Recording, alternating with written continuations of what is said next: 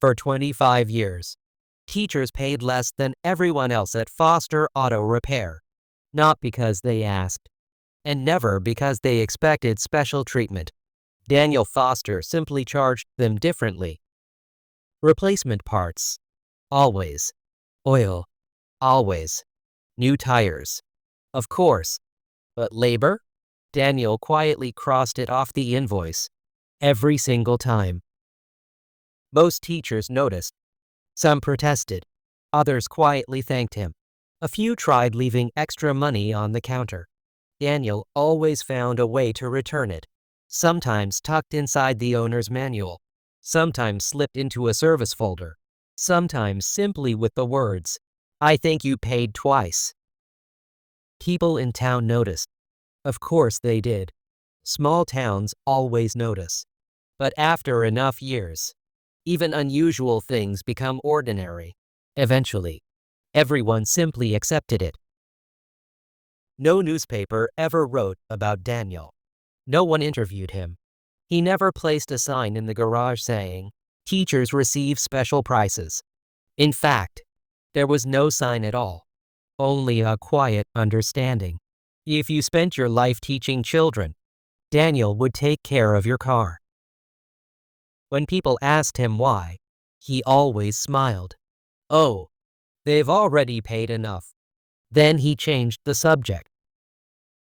Nobody ever understood what he meant, until one rainy Thursday morning, when a retired English teacher wandered into the workshop and noticed an old photograph hanging above Daniel's workbench.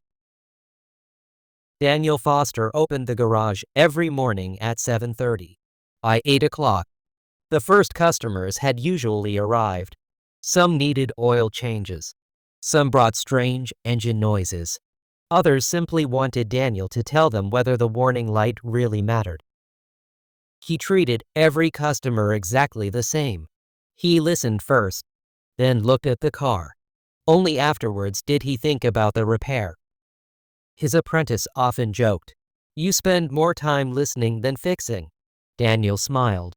"Cars tell you what's wrong." He picked up a wrench.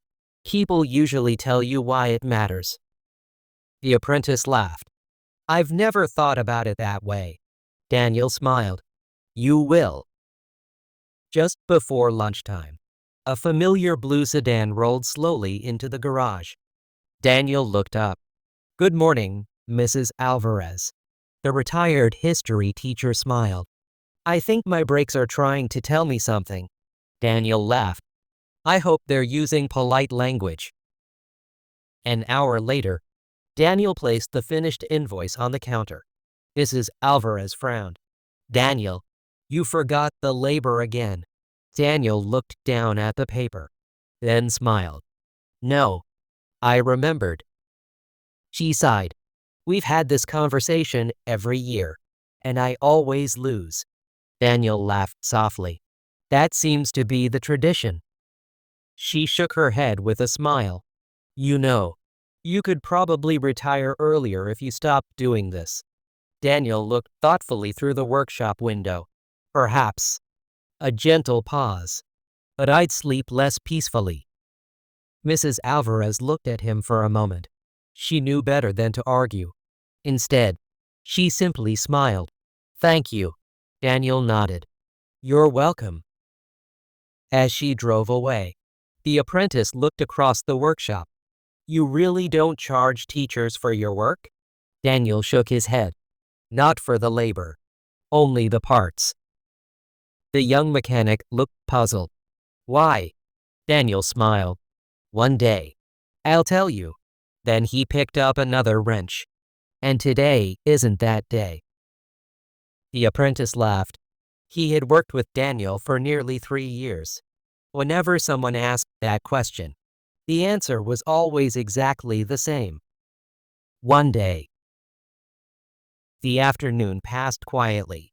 A delivery van needed new brake pads. A young family waited for a tire repair. An elderly couple collected their station wagon. It was an ordinary Thursday. Exactly the kind Daniel liked best. Just after 3 o'clock, An older green sedan slowly turned into the garage. Daniel looked up from beneath the hood of another car. A smile spread across his face. "Mrs. Collins." The elderly woman smiled warmly.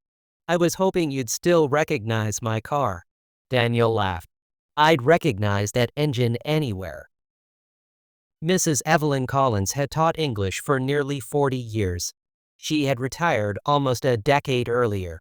These days, she drove less often, which usually meant she visited Daniel only once a year. "This old thing has started making a strange noise." Daniel nodded. "We'll have a look." He accepted the keys. "You know where the waiting room is?" She smiled. "I do." Then she looked around the busy workshop. "I think I'll stretch my legs instead." Daniel nodded. "Just don't let my apprentice convince you that he's funnier than I am." The young mechanic laughed. "I've been trying for 3 years." Evelyn smiled and slowly wandered through the garage. She always enjoyed workshops. Everything had its place. Every tool seemed to have earned the right to be exactly where it hung. Then, her eyes stopped. Above Daniel's workbench hung an old class photograph. The edges had faded. The wooden frame carried small scratches. One corner of the photograph had turned slightly yellow with age. It clearly hadn't been chosen because it was beautiful. It had been chosen because it mattered. Evelyn stepped closer. She adjusted her glasses, studied the rows of children. One by one, the faces returned. "Oh," she whispered. "I remember you." Daniel looked up from the engine. He saw where she was standing. For a brief moment, he simply smiled. Evelyn pointed gently toward the photograph. "I taught this class." Daniel wiped his hands on a clean cloth. "I know." She looked again, then slowly pointed toward a thin boy standing in the second row. Dark hair, slightly oversized school uniform, trying very hard to smile. "That's you." Daniel nodded. "Yes." Neither of them spoke for a few moments. The sounds of the garage filled the silence. An air wrench. A radio playing softly in the background. Someone laughing near the service desk. Finally, Evelyn smiled. "I've often wondered why every retired teacher in town seems to recommend your garage." Daniel looked once more at the old photograph, then quietly answered, "Because every time one of you walks through that door, it feels a little like someone from home has come to visit." Evelyn looked at him with gentle surprise. She had expected a joke. Instead, she heard something much deeper. She looked back at the photograph. "So that's why you keep this?" Daniel nodded. "It reminds me where everything began." For a long moment, they simply stood together. Teacher, former student, neither saying very much, neither needing to. Finally, Evelyn smiled. "You know, I don't think any of us ever expected this." Daniel looked at her. "Expected what?" She smiled warmly. "That one of our students would spend 25 years quietly teaching us about gratitude." Daniel shook his head gently. "No." A small smile. "I'm still the student." Evelyn stood quietly beside the old class photograph. She smiled as she recognized one face after another. Some had become nurses. One had become a police officer. Another owned the bakery on Elm Road. One name after another. A whole generation. Then she looked at Daniel. "I remember you very well." Daniel smiled. "I was hoping you might." She laughed softly. "You were always taking something apart." Daniel nodded. "Usually things that belonged to my mother." They both laughed. Then Evelyn became thoughtful. "I also remember. You often looked tired." Daniel didn't answer immediately. Instead, he looked once more at the photograph. "You remember correctly." For a few moments, the sounds of the garage filled the silence. Finally, Daniel spoke. My father lost his job when I was 12. Evelyn nodded quietly. I remember hearing that. My mother started cleaning offices in the evenings. I tried helping where I could. He smiled gently.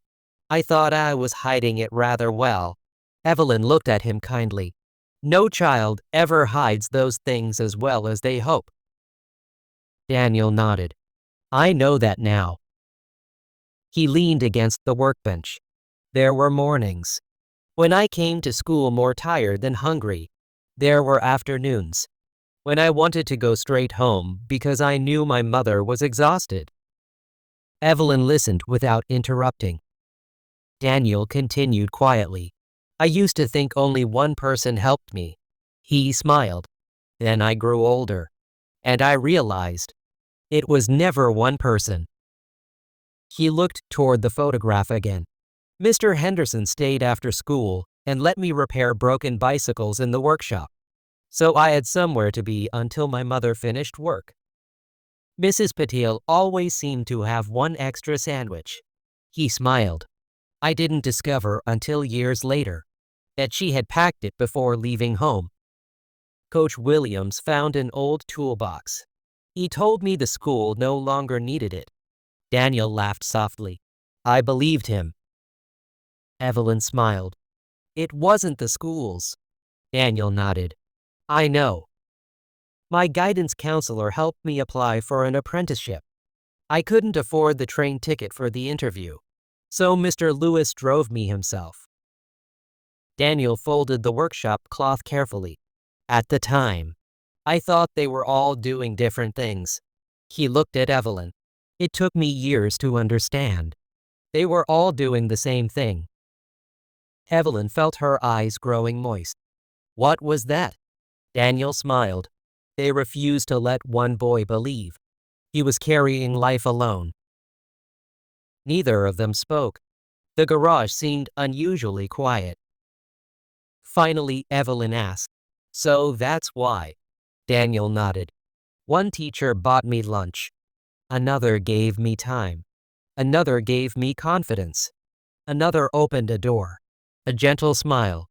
I've spent 25 years trying to thank all of them at once. Evelyn looked down at the latest invoice lying on the counter. Only the replacement parts were listed. No labor. She smiled. So this, she held up the invoice, has never really been about repairing cars. Daniel laughed softly. No, it's always been about saying, thank you. Daniel finished replacing the worn wheel bearing shortly before closing time.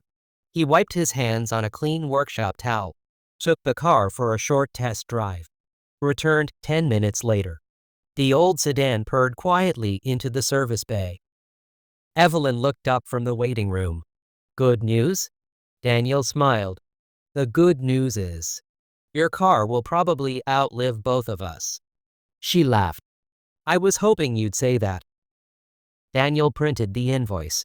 Replacement bearing, brake fluid, engine oil, taxes. He placed it gently on the counter. Evelyn adjusted her glasses. Read the page. Then sighed with a smile. Daniel, you've done it again. He looked down at the invoice. Done what? You forgot to charge for 6 hours of work. Daniel smiled. No, I remembered. She shook her head. You've been saying exactly the same thing for 25 years, and I've never managed to win. Daniel leaned comfortably against the counter. I don't suppose today will be different. Evelyn looked at him for a long moment, then quietly folded the invoice. You know, I've spent 40 years trying to teach young people to believe in themselves. A gentle smile. I never imagined one of them would spend the next 25 teaching gratitude. Daniel looked genuinely uncomfortable.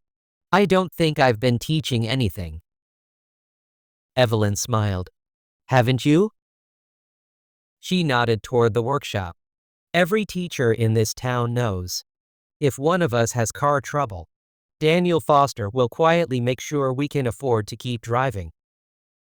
Daniel looked around the garage. The lifts, the tools, the old photograph.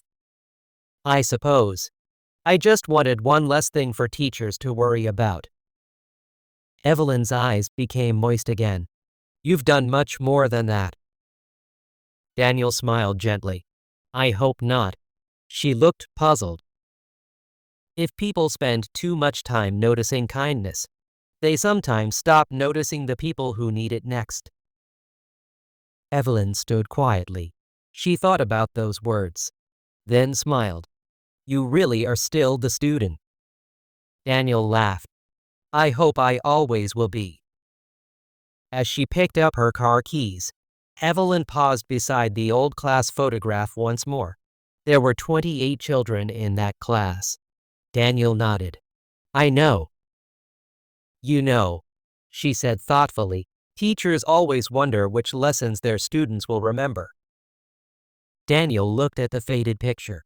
I don't remember most of the lessons. Evelyn laughed. I expected as much. Daniel smiled warmly. But I remember how my teachers made me feel. The smile remained, and that has lasted much longer. For several seconds, neither of them spoke. Some silences already contain everything that needs to be said. The following Monday morning, before the garage officially opened, a young woman parked outside. She looked worried. Her little hatchback had broken down on the way to school. Daniel walked outside. Let's have a look. The young woman smiled apologetically. I'm afraid I can't leave it very long. My students will be expecting me tomorrow. Daniel nodded. We'll do our best. As she completed the service form, she wrote her occupation. Elementary school teacher. Daniel noticed it, said nothing, simply smiled. That afternoon, the repair was finished. She stood at the counter, read the invoice, looked confused. I think there's something missing. Daniel smiled. I don't believe there is.